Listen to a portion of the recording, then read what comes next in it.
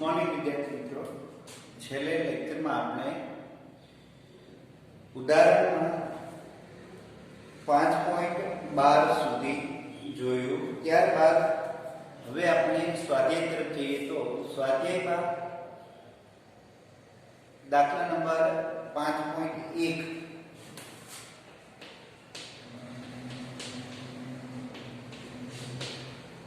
બધા જ દાખલામાં g બરાબર 10 મીટર પર સેકન્ડ સ્ક્વેર લેવાનું છે, જે મૂલ્ય આપણે આપી દીધું છે. તો પહેલા દાખલાની રકમ કંઈક આ રીતની છે. નીચેના કિસ્સામાં લાગતા ચોખ્ખા બળના માન અને દિશા જણાવો. પરિણામી બળનું મૂલ્ય અને દિશા જણાવવાનું છે. આપેલા કિસ્સાઓ. પહેલું, એક અચળ ઝડપથી નીચે પડતા વરસાદના ટીપા પર. અચળ ઝડપથી નીચે પડતા વરસાદના ટીપા પર. તો એક પરિણામી બળ 0, કારણ કે અચળ ઝડપ હોવાથી પ્રવેગ 0 છે.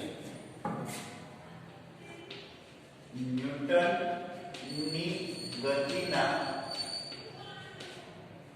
પ્રથમ નિયમ અનુસાર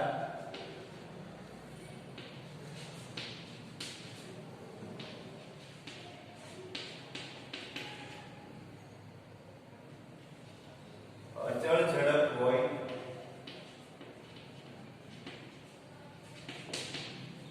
ત્યારે પરિણામી બળ 0 હોય.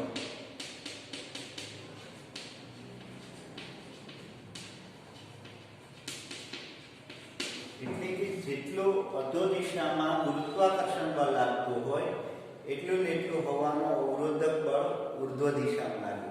એટલે પરિણામી બળ 0 હોય એટલે અચળ ઝડપથી નીચે ગતિ કરે. 2,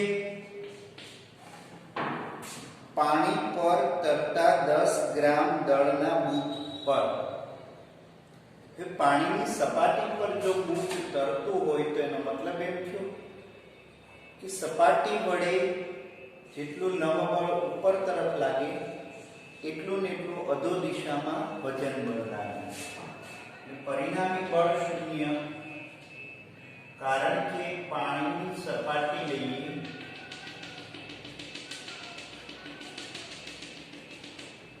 અને બૂચ લઈએ તો સપાટી વડે લંબબળ m અને અધો દિશામાં mg એટલું જ બે સમાન મૂલ્યને વિરુદ્ધ દિશામાં પરિણામી બળ 0 મળે.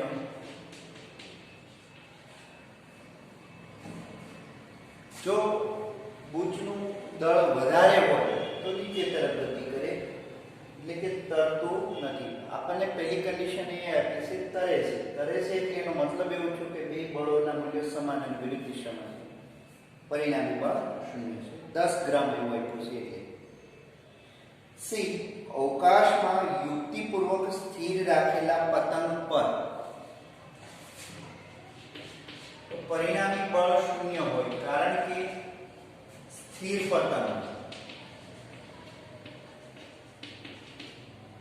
તો સ્થિર હોય એટલે પરિણામી બળ 0 હોય, અથવા લાગતા બળો સંતુલિત હોય.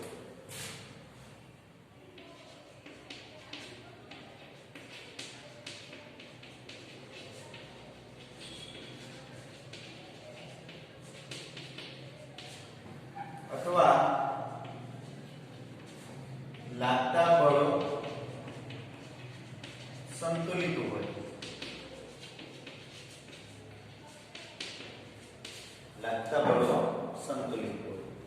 ત્યાં આમાં આપે છે ડી. ખરબચડા રસ્તા પર 30 કિલોમીટર/h ના અચળ વેગથી ગતિ કરતી કાર. અચળ વેગ આવે ત્યાં હંમેશા એટલું યાદ રાખવાનું, ન્યૂટનની ગતિનો પ્રથમ નિયમ હોય અને એ માટે પરિણામી બળ 0 હોય. એટલે પરિણામી બળ 0, કારણ કે અચળ ઝડપથી ગતિ કરે છે.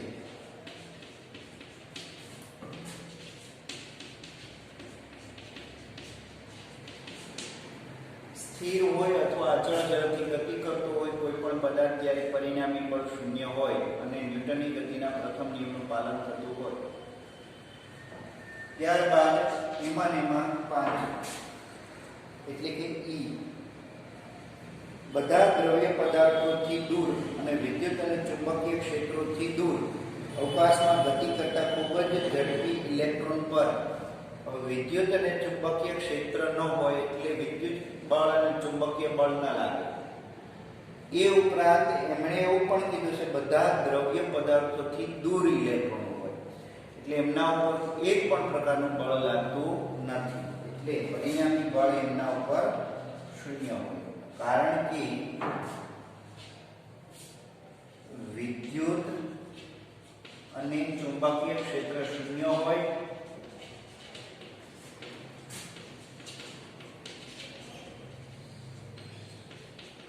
આથી આ બળો શૂન્ય હોય.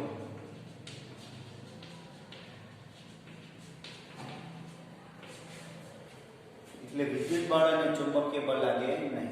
ત્યારબાદ એમણે કીધું કે બધા દ્રવ્યોથી દૂર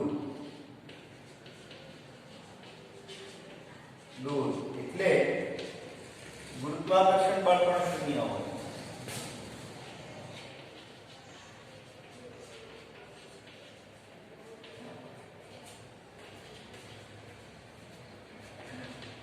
આથી પરિણામી બળ કેવું હોય? શૂન્ય હોય. ઇલેક્ટ્રોન કલાકનું પરિણામી બળ શૂન્ય હોય. તો આ હતું સ્વાધ્યાયમાં 5.1. ત્યારબાદ 5.2 તરફ જઈએ.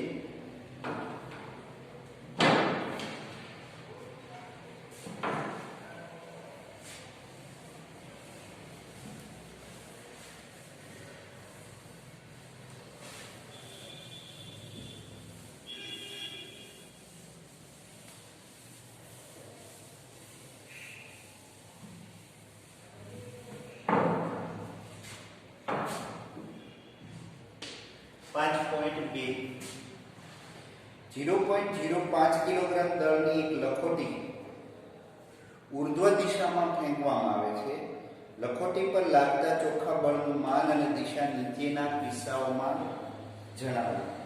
પહેલું અહીંયા દળ આપેલું છે 0.05 kg અને g બરાબર 10 લઈએ તો એ પ્રમાણે આપણને ગુરુત્વાકર્ષણ બળ લાગતું કેટલું લાગે?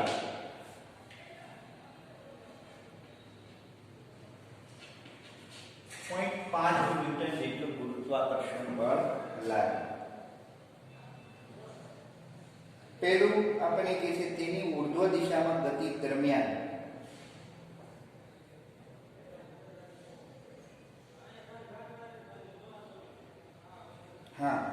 ઊર્ધ્વ દિશામાં ગતિ કરતો હોય અને હવાનો અવરોધક શૂન્ય હોય તો એ પ્રતિપ્રવેગી ગતિ કરશે. કેવી ગતિ કરશે? પ્રતિપ્રવેગી. એટલે કે કોઈ પણ પદાર્થ ઊર્ધ્વ દિશામાં ગતિ કરે ત્યારે એમાં ઉત્પન્ન થતો પ્રવેગ -g એટલે કે 9.8 મીટર પર સેકન્ડ સ્ક્વેર જેટલો પ્રતિપ્રવેગ હોય.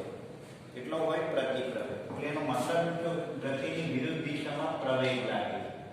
એટલે આટલું બળ -mg જેટલું બળ અધો દિશામાં લાગશે. કેટલું લાગશે? અધો દિશામાં. તો કે પહેલું એક ઊર્ધ્વ દિશામાં ફેંકવામાં આવે ત્યારે તેમના પર -mg જેટલું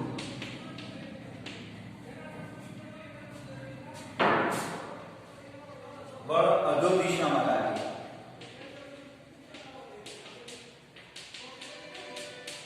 એટલે g બરાબર 0.5 ન્યૂટન નું અધો દિશામાં બળ લાગે. ઋણ એટલે ઋણવાય દિશામાં લાગે. 2 તેને અધો દિશામાં ગતિ દરમિયાન તો કેટલું જ બળ લાગશે પણ એ પ્લસ લાગશે. આ લાગશે માઈનસ અધો દિશામાં એટલે માઈનસ. આ જે બળ પ્રતિ અવરોધક બળ છે, જ્યારે ઓલું બળ જે છે એ ગતિ અધો દિશામાં કરે ત્યારે લાગતું બળ એ પણ આટલું જ હોય 0.5, પણ અધો દિશામાં આ અવરોધક બળ છે. આ બળ છે એ સહાયકારી બળ કહેવાય. આ બળ ગતિ કરાવે. એનો મતલબ એમ છે કે વિદ્યાર્થી મિત્રો, આમાં પ્રતિપ્રવેગ ઉત્પન્ન થાય, એટલે કે આપણે કંઈ કે જે કંઈ વેગ આપેલો જે છે એ વેગથી શૂન્ય વેગ થાય છે. એમના માટે આપણે વેગને અનુરૂપ જે કંઈ ગતિ ઉર્જા આપી એ ધીમે ધીમે એ ઉર્જા ઉપર જાય તેમ તેમ સ્થિતિ ઉર્જામાં રૂપાંતર થાય છે. એટલે એમાં પ્રતિપ્રવેગ ઉત્પન્ન થાય.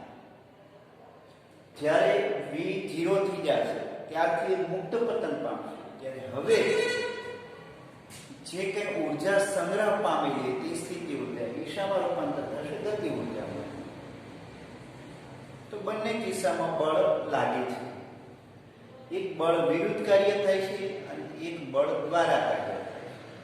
આ ગુરુત્વાકર્ષણ બળ લાગુ પાડે છે અને આ બળ જે કંઈ એના વિરુદ્ધ એટલું જ આપણે બળ ગતિ ઉર્જા સ્વરૂપે આપેલું છે. ક્યાં સ્વરૂપે? ગતિ ઉર્જા.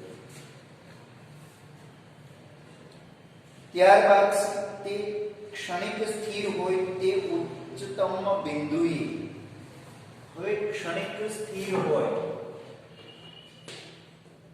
ત્યારે એનો પ્રવેગ શૂન્ય નથી થતો, વેગ શૂન્ય હોય છે વિદ્યાર્થી મિત્રો. અંતિમ વેગ શૂન્ય હોય પણ તેનાથી સૂક્ષ્મ સમય પહેલા એનો વેગ કંઈક હતો.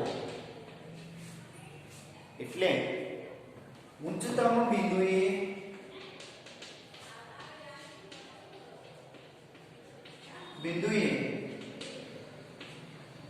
v not equal 0, v is equal to 0 હોય છે. આથી બળ કેટલું લાગશે કે mg જેટલું લાગશે અધો દિશામાં.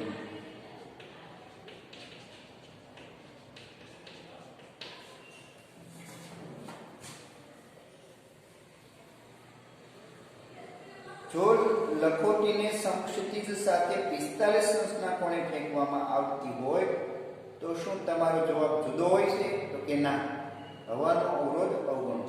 હવે આપણે એમ કહીએ કે જો લખોટીને આપણે પ્રક્ષિપ્ત ગતિ કરાવે તો પણ પ્રત્યેક બિંદુએ એમાં ઉત્પન્ન થતો પ્રવેગ અધો દિશામાં જ હોય. એટલે એના પર લાગતું ગુરુત્વાકર્ષણ બળ અધો દિશામાં જ હોય, પરિણામી બળ અધો દિશામાં જ હોય. એટલે અહીંયા લઈએ તો 45 અંશના કોણે ફેંકવામાં આવે ત્યારે પ્રક્ષિપ્ત ગતિ દરમિયાન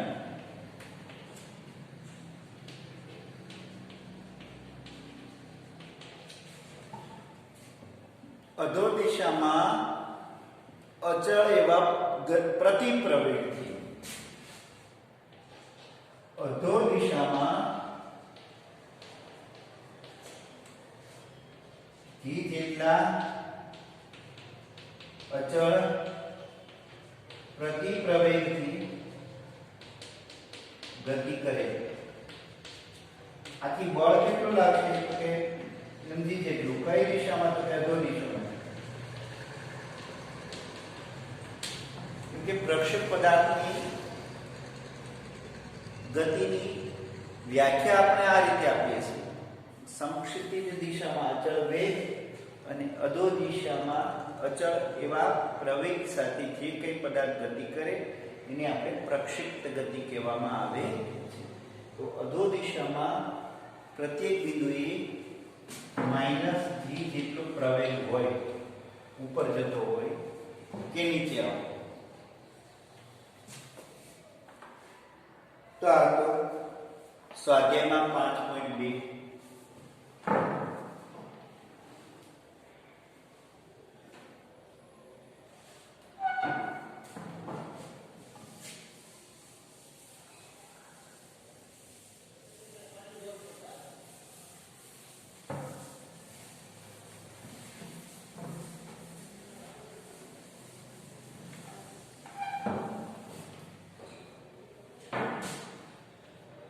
ત્યારબાદ 5.3 તરફ જઈએ તો એ કંઈક આ રીતે છે. નીચેના દરેક કિસ્સામાં 0.1 કિલોગ્રામ દળના એક પથ્થર પર લાગતા બળનું માન અને દિશા જણાવો. 0.1 કિલોગ્રામ દળનો પથ્થર છે, દળ આપેલું છે 0.1 kg, તો g બરાબર 10 મીટર પર સેકન્ડ સ્ક્વેર. તો એક વજન બળ કેટલું થયું? તો 1 ન્યૂટન વજન બળ થયું. હવે પહેલો કિસ્સો આપણે એમ કે સ્થિર રહેલી ટ્રેનની બારીમાંથી તેને પડવા દેવા આવે છે. અહીંયા એક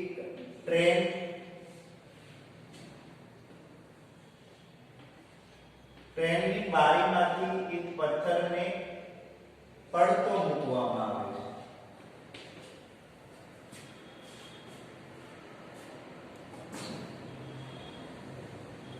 તો પથ્થર ઉપર ક્યુ બળ લાગશે? એક ટ્રેન સ્થિર હોય ત્યારે પદાર્થ પર લાગતું બળ 1 ન્યૂટન અધો દિશામાં.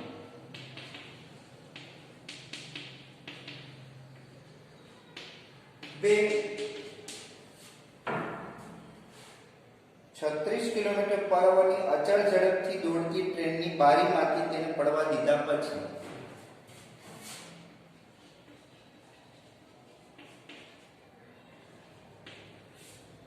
અચળ ઝડપથી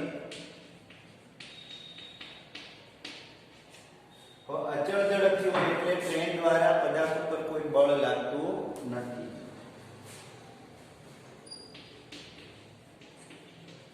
ત્યારે આ બે કિસ્સા સમાન છે. સ્થિર હોય કે અચળ ઝડપથી ગતિ કરે ત્યારે ન્યૂટનની ગતિના બીજા નિયમ અનુસાર હોય હશે. જો ત્યારબાદ અચળ ઝડપ અને સ્થિર હોય એ ન્યૂટનની ગતિના પ્રથમ નિયમ અનુસાર, એટલે ટ્રેન જે કંઈ ગતિ કરે છે એ ન્યૂટનની ગતિના પ્રથમ નિયમ અનુસાર ગતિ કરે ત્યારે જડત્વીય નિર્દેશ ટ્રેન કહેવાય અને એના વડે કોઈ પણ પ્રકારે પદાર્થ ઉપર બળ લાગે નહીં. એટલે આ કિસ્સામાં પણ અધો દિશામાં જે કંઈ બળ લાગે એ જ લાગશે. અધો દિશામાં 1 ન્યૂટનનું બળ લાગશે. ત્યારબાદ આપણને શું કહે છે? 1 મીટર પર સેકન્ડ સ્ક્વેર જેટલી થી પ્રવેગિત થતી ટ્રેનની બારીમાંથી તેને પડવા દીધા પછી તરત જ એટલે એનો મતલબ એવો થયો કે ટ્રેનનો પ્રવેગ આ દિશામાં છે, પ્રવેગિત ગતિ 1 મીટર પર સેકન્ડ સ્ક્વેર છે. પણ જ્યારે પદાર્થને પડતો મૂક્યા પછી તરત જ, એટલે પદાર્થને ટ્રેનનો સંપર્ક છૂટી ગયા બાદ એમ કહી શકાય. તો આ કિસ્સામાં પણ વજન બળ જ લાગશે, પરિણામે બીજું કોઈ બળ લાગશે નહીં. હવે પદાર્થને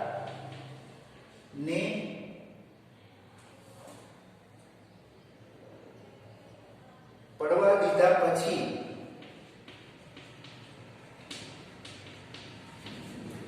તરત જ પદાર્થનો ટ્રેન સાથેનો સંપર્ક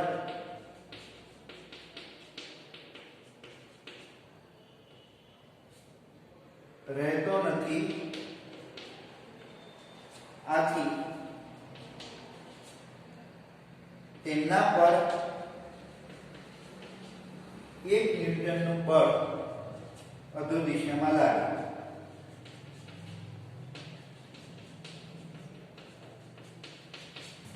સંપર્ક છૂટી જાય ત્યારે આ દિશામાં પદાર્થ પર કોઈ બળ લાગતો નથી અને થોડી ક્ષણ બાદ એ પદાર્થ આ જ દિશામાં ગતિ કરે. 1 મીટર પર સેકન્ડ સ્ક્વેર જેટલી પ્રવેગિત થતી ટ્રેનના તળિયા પર ટ્રેનની સાપેક્ષે સ્થિર રહેલો હોય ત્યારે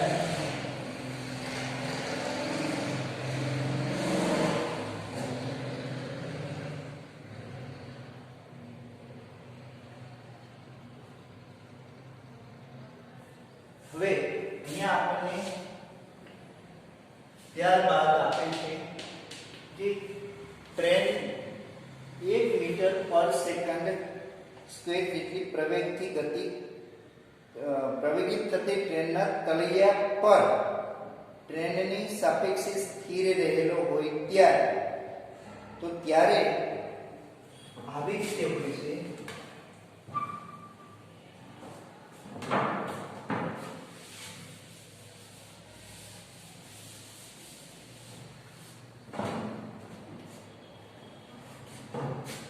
જ્યારે ટ્રેનના તળિયા પર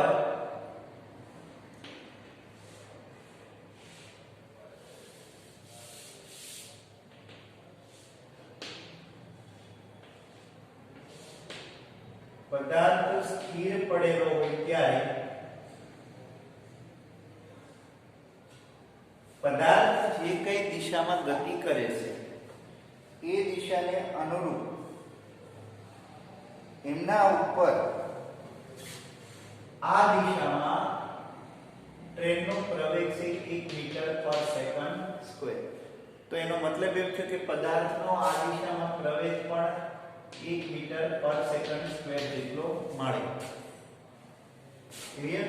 અને અધો દિશામાં mg અને ઉર્ધ્વ દિશામાં n આ બે સમાન મૂલ્યની વિરુદ્ધ દિશામાં.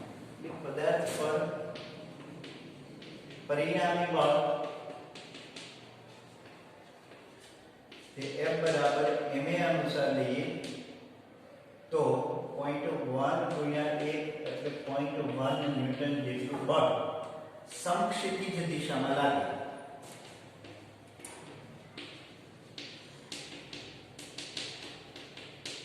તેથી ટ્રેનના તળિયે સ્થિર રહેલો છે પદાર્થ એટલે પદાર્થ આટલા જ પ્રવેગથી ગતિ કરશે જેટલા પ્રવેગથી ટ્રેન ગતિ કરે ત્યારે પદાર્થ પર પણ આટલું જ બળ લાગશે.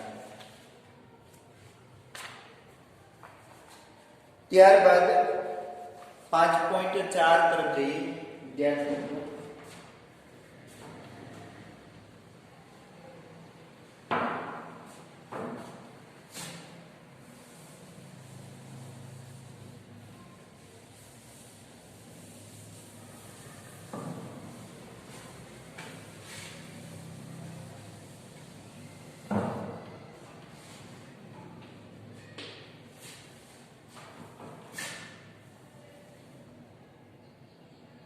5.4 લીસા સમક્ષિતિજ ટેબલ પર L લંબાઈની દોરીના એક છેડો M દળના કણ સાથે અને બીજો છેડો એક નાની ખીલી સાથે જોડેલો છે. જો કણ v ઝડપથી વર્તુળની ગતિ કરે ત્યારે કણ પરનું ચોખ્ખું પરિણામી બળ કેન્દ્ર તરફની દિશામાં કેટલું હશે તે નીચેનામાંથી વિકલ્પ જે આપેલ છે પસંદ કરો. T દોરીનું તણાવ બળ.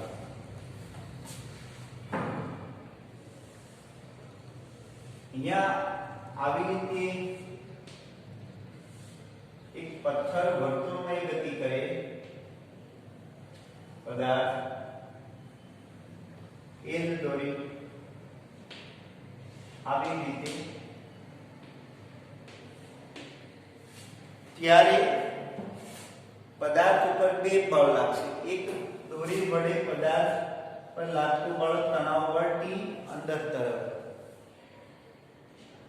અને વર્તુળમય ગતિ કરે ત્યારે એક જે કંઈ બળ લાગશે એ કેન્દ્રગામી બળ mv²/r આની જગ્યાએ L લઈએ તો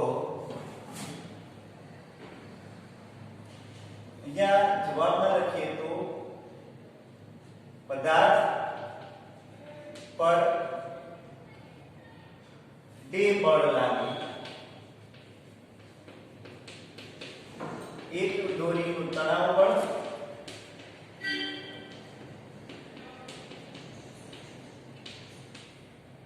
અને બે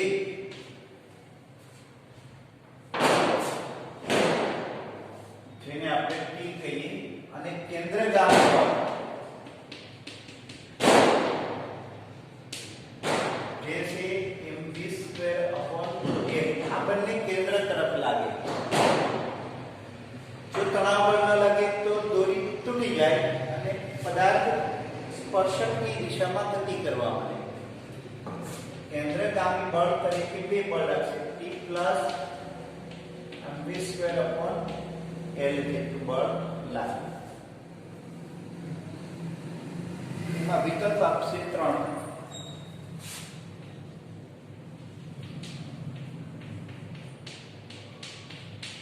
વિકલ્પ 3 આવશે. ત્યારબાદ 5.5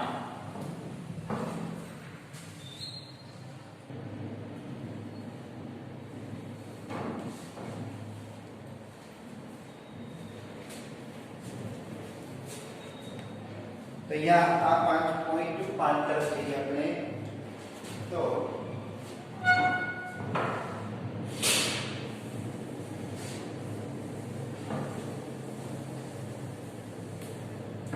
ત્યારબાદ સ્વાધ્યાયમાં 5.5 માં દાખલામાં રકમ આ રીતે છે. 15 મીટર પર સેકન્ડની પ્રારંભિક ઝડપથી ગતિ કરતા 20 કિલોગ્રામ દળના એક પદાર્થ પર 50 મીટરનું પ્રતિ પ્રવેગ ઉપજાવ્યું છે. અચળ બળ લગાડવામાં આવે છે. તો પદાર્થને અટકાવવા માટે કેટલો સમય લાગશે? પદાર્થની પ્રારંભિક ઝડપ આપણને આપેલી છે v0 15 મીટર પર સેકન્ડ અને દળ આપણને આપેલું છે m બરાબર 20 કિલોગ્રામ અને લાગુ પાડવામાં આવતું પ્રતિબળ 50 ન્યૂટન અને અંતિમ વેગ 0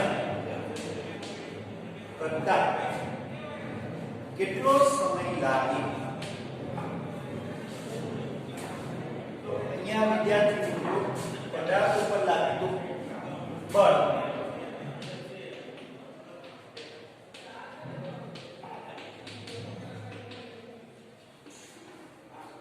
આવો એમ કે 10 મિનિટ બે છે. સાહેબ મારા નંબર આપી દેજો ને. F બરાબર ma પ્રત્યવર્ધક બળ છે એટલે માઈનસ m લખીએ. તો F/m 50 ન્યૂટન અને 20 a બરાબર 2.5 મીટર પર સેકન્ડ સ્ક્વેર જેટલો પ્રતિ પ્રવેગ ઉત્પન્ન થવો જોઈએ. તો હવે એક સમીકરણ આપણી પાસે છે E બરાબર v0 પ્લસ at.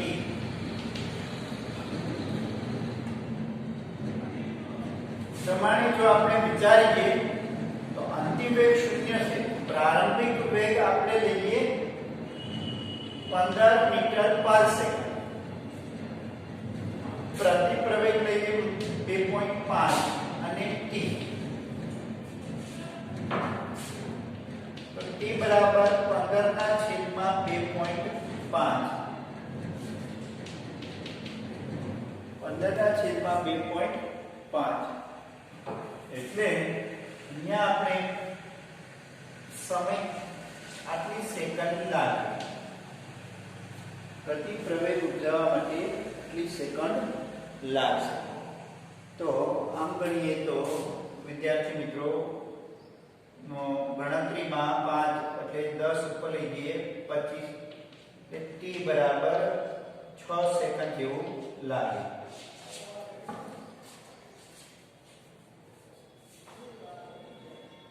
તો આ દાખલા નંબર 5.5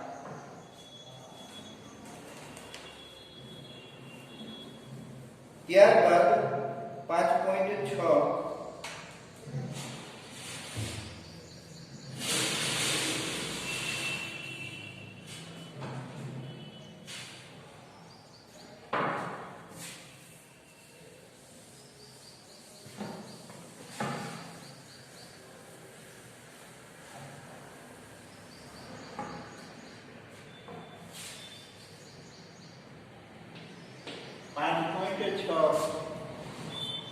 3 કિલોગ્રામ દળના એક પદાર્થ પર લાગતો અચળ બળ તેની ઝડપ 2 મીટર પર સેકન્ડથી 25 સેકન્ડમાં બદલી અને 3.5 મીટર પર સેકન્ડ થાય છે. તો પદાર્થની ગતિની દિશા બદલાતી નથી. તો બળનું માન અને દિશા જણાવો. તો અહીંયા એક દળ આપેલું છે 3 કિલોગ્રામ, ઝડપ v1 2 મીટર પર સેકન્ડ થી v2 3.5 મીટર પર સેકન્ડ થાય. t બરાબર 25 સેકન્ડ આપેલ છે. તો બળ કેટલું? વિદ્યાર્થી મિત્રો, ન્યૂટનની ગતિના બીજા નિયમ અનુસાર બળ F બરાબર ma m with v1 v2 minus v1 ના છેદમાં t એટલે પ્રવેગ 3 કિલોગ્રામ 3.5 minus 2 ના છેદમાં 25 1.5 ના છેદમાં 25 એટલે 0.06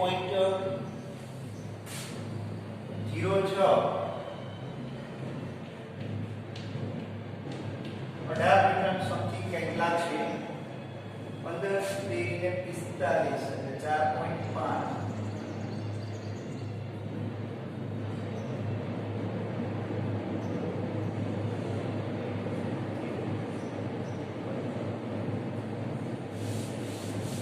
જે તમે જાતે કેલ્ક્યુલેટ કરી અને જવાબ લાવશો તો મળી જશે. અને આ બળ ગતિની દિશામાંથી લાગશે.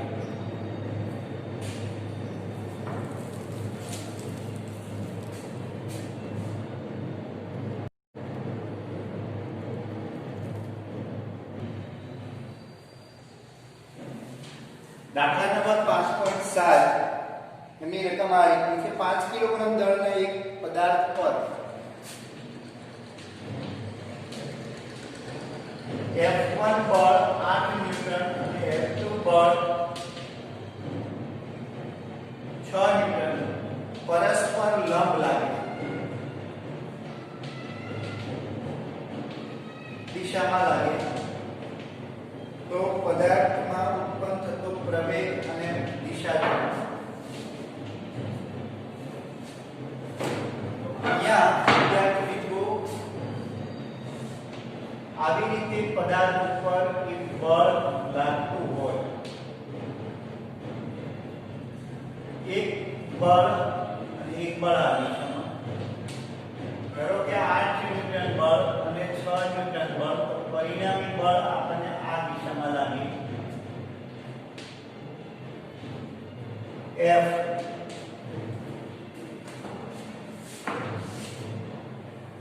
અહીં પદાર્થ પર